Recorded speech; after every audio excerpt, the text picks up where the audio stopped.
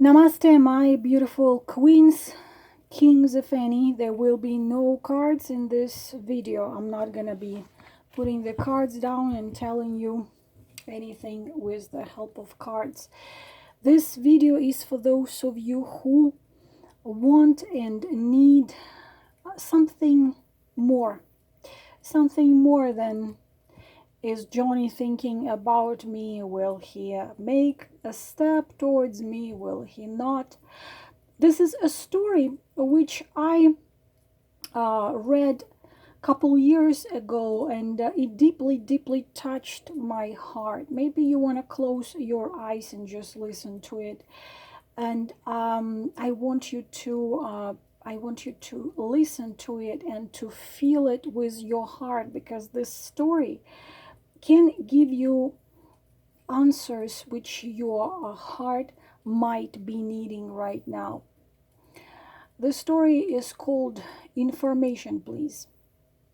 And it was written many years ago. It's a true story which has really happened. It was written by a man whose name is Paul Willard. When I was quite young, my family had one of the first telephones in our neighborhood. I remember well the polished oak case fastened to the wall on the lower stair landing. The shiny receiver hung on the side of the box. I even remembered the number 105. I was too little to reach to the telephone, but I used to listen with fascination when my mother talked into it. Once she lifted me up to speak to my father, who was away on business. Magic, pure magic. Then I discovered that somewhere inside that wonderful device lived an amazing person. Her name was Information, Please. And there was nothing that she did not know. My mother could ask her for anybody's number, and when our clock ran down, Information, Please immediately supplied the correct time. My first personal experience with this genie in the receiver came one day while my mother was visiting a neighbor. Amusing myself at the tool bench in the basement, I whacked my finger with a hammer. The pain was terrible, but there didn't seem to be of much use crying, because there was no one home to offer me any sympathy. I walked around the house, sucking my throbbing finger, finally arriving at the stairway. The telephone! Quickly, I ran to the footstool in the parlor and dragged it to the landing. Climbing up, I unhooked the receiver and held it to my ear. Information, please, I said into the mouthpiece just above my head. A click or two, and a small clear voice spoke into my ear. Information. I hurt my finger, I wailed into the phone. The tears came readily enough now that I had an audience. Isn't your mom home? Came the question. Nobody's home but me. It hurts, I blubbered. Are you bleeding? No, I replied. I hit it with a hammer and it hurts. Can you open your icebox? She asked. I said I could. Then chip off a little piece of ice and hold it on your finger. That will stop the hurt. Be careful though when you use the ice pick, she admonished. And don't cry. You will be all right. After that, I called information police for everything. I asked for help with my geography, and she told me where Philadelphia was and the Orinco, the romantic river I was going to explore when I grew up. She helped me with my arithmetics, and she told me that a pet chipmunk I had caught him in the park just that day before would eat only fruits and nuts.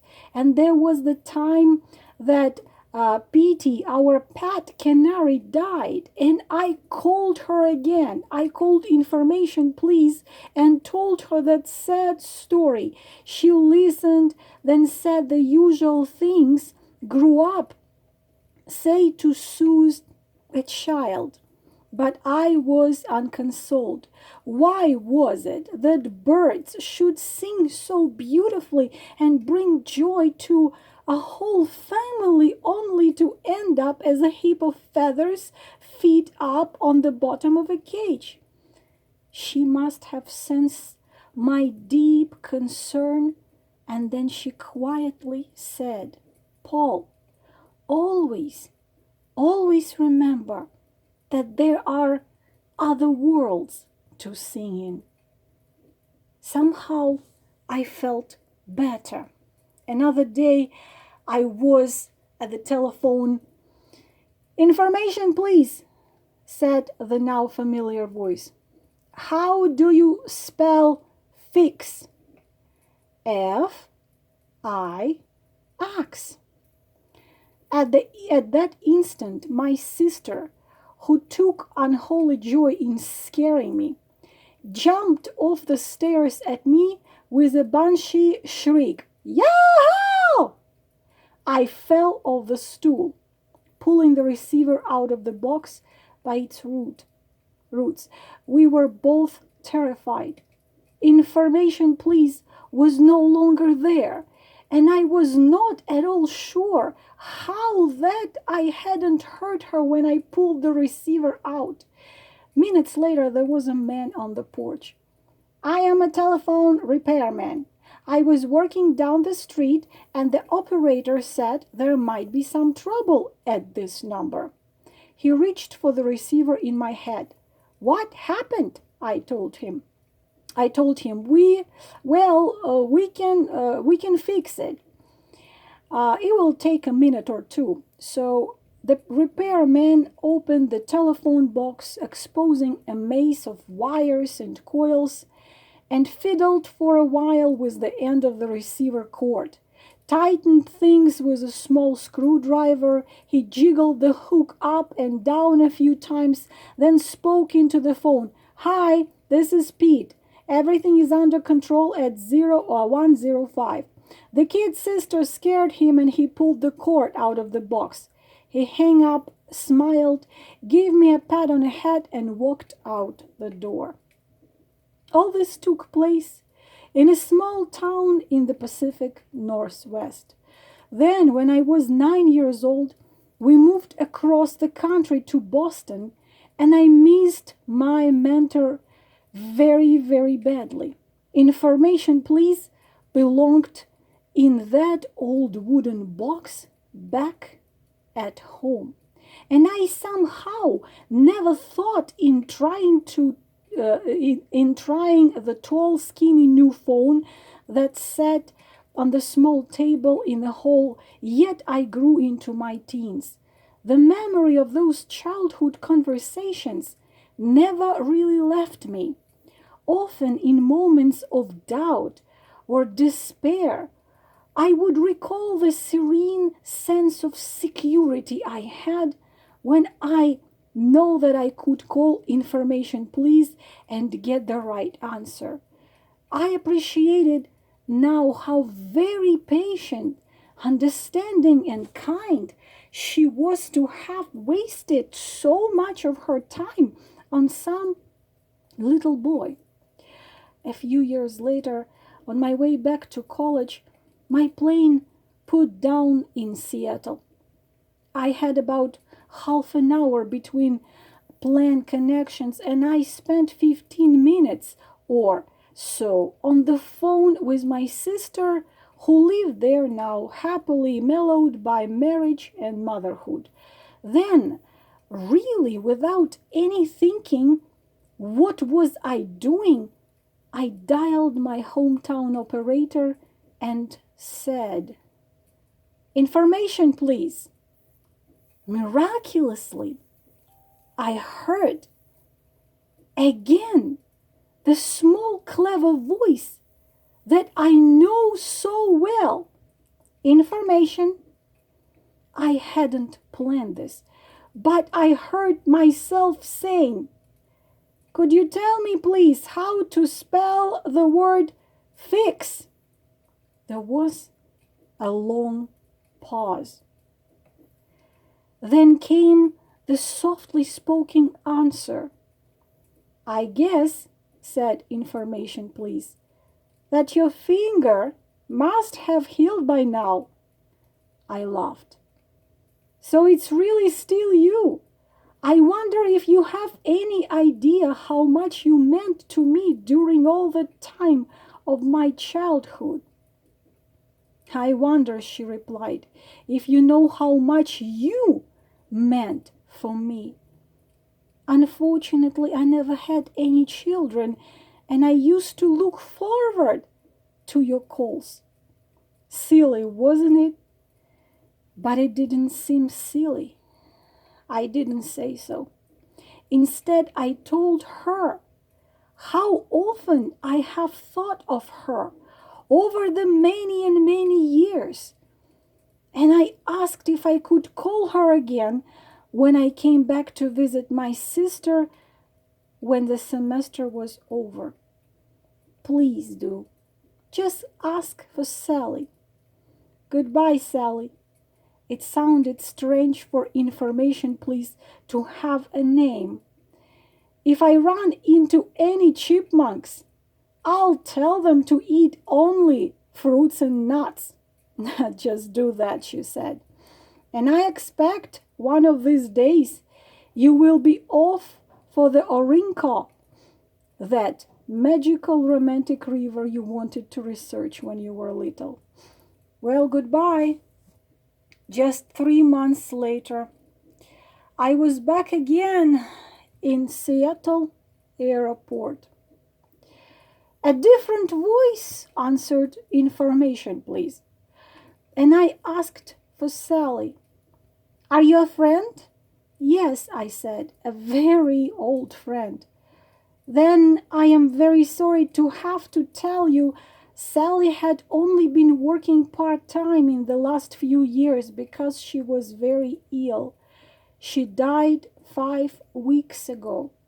But before I could hang up, she said, "Wait a minute. Did you say your name was Willard?" "Yes." "Well, Sally left a message for you. She wrote it down." "What was it?" I asked, almost knowing in advance what it would be. "Here it is. I will read it to you." "Tell him I still say there are other worlds to sing in. He will know what I mean." I thanked her and hung up. I did not know what Sally meant. I did know what Sally meant. There are other worlds to sing in. The story was originally published in months of June in 1966 in a magazine called Reader's Digest by Paul Willard. A true story. True story about one little woman working in this little town and little phone company as someone who would give information, who touched this boy's heart so deeply that now, a year of 2020, Many years after this woman belongs to the spiritual world, probably living again now, we now are reading this story. What is the sense of this story? Never underestimate your powers and what you can do with a little bit of kindness and compassion. It makes me smile always. I have a strange way of speaking, even more strange way of writing. People who know me, and especially in last year, many people read my book. They say I can be quoted. Someone can walk behind me just writing down whatever I say. And sometimes they do quote me. But I say this very often. For someone, you are the answer of their prayers. For someone, you are the miracle. For someone, you already, those of you who know me long enough, you know that I call myself a candle. I say I'm a candle. I don't shine as bright as the sun, but in my warmth is not as much as that one of a sun or even a campfire. And I always say I'm a candle. I can have enough light to help you see the door. I cannot walk for you through the door, but you can see the door with the help of some of my light, and you can warm up your hands and probably your hearts. You, no matter how small you think you are, none of you is small. None of you is tiny. None of you is insignificant. Because from the point of view of society, lots of those people with tons and tons of money, which are considered so-called successful, behind closed door, it's a sad story. They don't have much of a value in them because they simply living everyday life without any meaning in it, but giving themselves as much pleasure as possible, and when it's no longer pleasing them, then trying something else. The thing is that from the point of view of society, you can be a ninth child of a single mother in a little village in a mountain somewhere. But you can have such power in your heart. You can be a 6 billion-year-old being of light, which have come to this planet to help humanity to stop being blind. You can be the answer to someone's prayer. You can be the answer to someone is sitting there saying, I need a miracle, and you can walk in and be that miracle. You can be that miracle. You see, that little boy calls information, please, I hit my finger. What this woman could have done, she could have told him that he has to go get someone grown up, and he mustn't be at home alone. She could have done tons of things according to protocol. She didn't follow the protocol. She just was a human. She was just a kind, not even a human, she was a kind soul. So don't think that if you don't have $1 million on your bank account and you're not a crowned Miss Galaxy, Milky Way Galaxy, that you're not worthy. Each one of you have a unique light, Each one of you can touch hearts. No matter how little you think of yourself, for someone, you can be what this woman became for this little boy who grew up many years later writing this story, which is warming our hearts now. I'm sure you can remember some of those stories, and anyone heard something like this.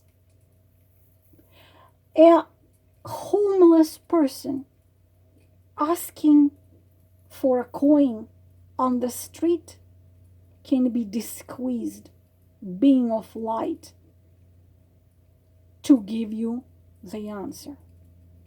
Or it can be still just a homeless person. But in this life, it's a homeless person. And probably he was a king of Rajasthan several hundred years ago. You can find your answers where you don't even expect to find them. Kindness, compassion, and empathy is the only force and love which holds this world still together and from being completely destroyed, self-destroyed. Kindness is the answer.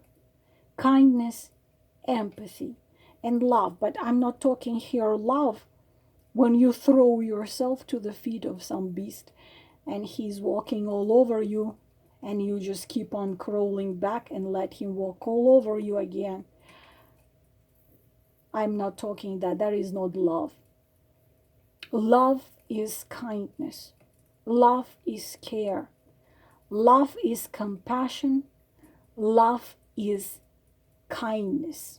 Kindness, kindness, compassion, empathy, care. But never dare to think of yourself as someone small. I had seen it enough in my life. When I would get an answer from a 3-year-old little boy, I would get an answer from a woman who everyone thinks she's crazy, just because she's not acting like so-called normal people behave. She walks her own path. Don't be afraid to be different. Our societies, no matter what country or continent, society needs us cookie cutters. They need us to be afraid. They need us to obey. One word, to obey. Because when we are in fear and we are easy to obey, we are easy to manipulate and control. And just we do whatever they tell us. Don't be afraid to go against something but what is going to mean kindness, compassion, love. Don't stay away from someone being treated unfair. This woman, information please, she could have lost her job if she had a crappy boss, and a boss would tell her, you didn't have the right. What if this kid had a serious injury? But she acted with kindness and compassion to a little boy. This is how she touched his heart for his entire life. And now her story touched us. Yes, rules are written, so we'd follow them. But beside the rules, there should be the rule of your inner core, of your vision of honor. What is right, what is wrong, what is unacceptable, what is fair. You have it inside. No one needs to tell you this. You are created in such a way in which the knowledge of everything right or wrong, evil, kind, appropriate, not appropriate, what is honorable or against an or you have it all in you already since you were created billions of Earth years ago. You have everything what the source has. You are it. You are all. You are not separate from the divine. You are divine. You are one with it. Like the fire, and if we throw something into the fire, you will see little sparks flying from it. Each of the, like, this is divine, this is God, this is source. Each spark flying from original fire is you, me, every one of us. We are one with the source. We are created from same source as the source itself. We are it. We already know it. Of course, we need to remember. That's why my book is called I Just Want You to Remember. When I started writing it in 2015, I didn't realize that it wasn't me addressing to one man. It was me addressing to hundreds, thousands, tens of thousands of people. I just want you to remember who you are. Who you are, the source. You are it. You have it all in you already. Just follow your inner fire. Just like this beautiful soul whose name in that life was Sally touched this little boy. Don't underestimate your action of kindness, care, and compassion. Don't underestimate your effect over other people's life. You can be the answer. You can be the miracle they're praying for. You can be if you choose to be. This is all I wanted to tell you. I hope someone heard me, and for someone I have just been an answer. That would be an honor. Namaste.